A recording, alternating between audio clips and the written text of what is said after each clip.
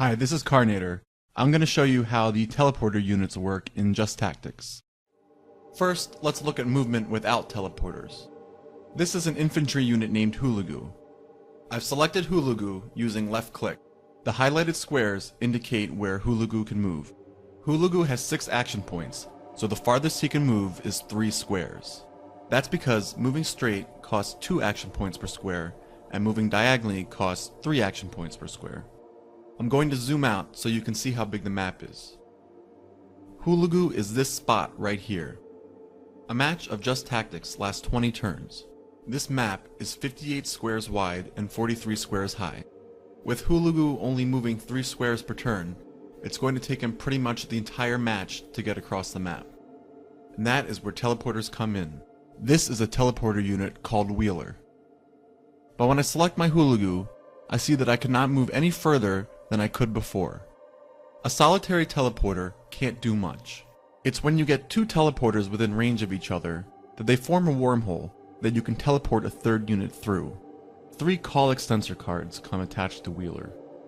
Extensors are also teleporters, but extensors don't get any action points, whereas Wheeler gets 10 action points, which lets him move pretty fast.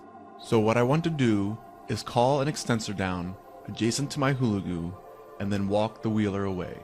The red arrows show the path that Wheeler is going to take. The blue line lets me know that when Wheeler moves, he will still be networked together with the extensor. Whether they are networked together or not is based on their range. Both Wheeler and extensor have a range of 8, and the blue line lets me know that they are still within range. Now when I select Hulagu, I see new squares that he can move to.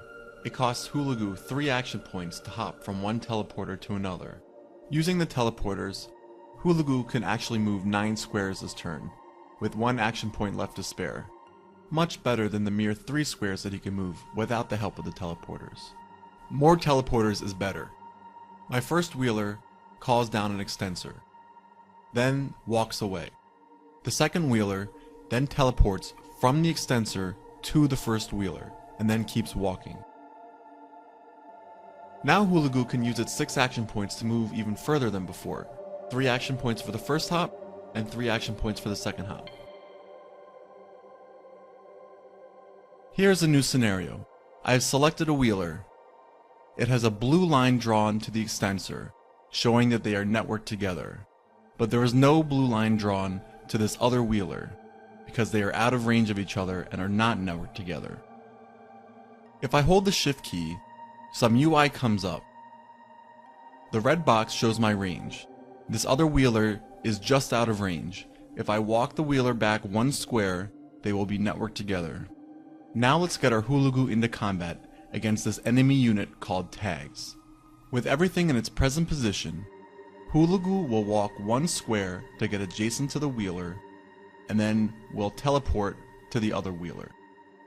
That's 2 action points to move the first square, and then 3 action points to teleport the next 8 squares, leaving Hulagu with 1 action point, which is enough for him to take 1 shot, which is not enough to kill the enemy Tags. What I'm trying to impart on you here is that Hulagu's job is to shoot. So, you want him to spend as few action points as possible walking, and the most action points as possible shooting. So all you have to do is let the Wheeler do the walking for you. So just walk the Wheeler 1 square over so that it's adjacent to Hulagu. Then Hulagu can teleport directly into combat. Now Hulagu has only spent 3 action points getting into combat, so he has 3 action points left, which is enough to kill the Tags. And those are the basics of how to use teleporters.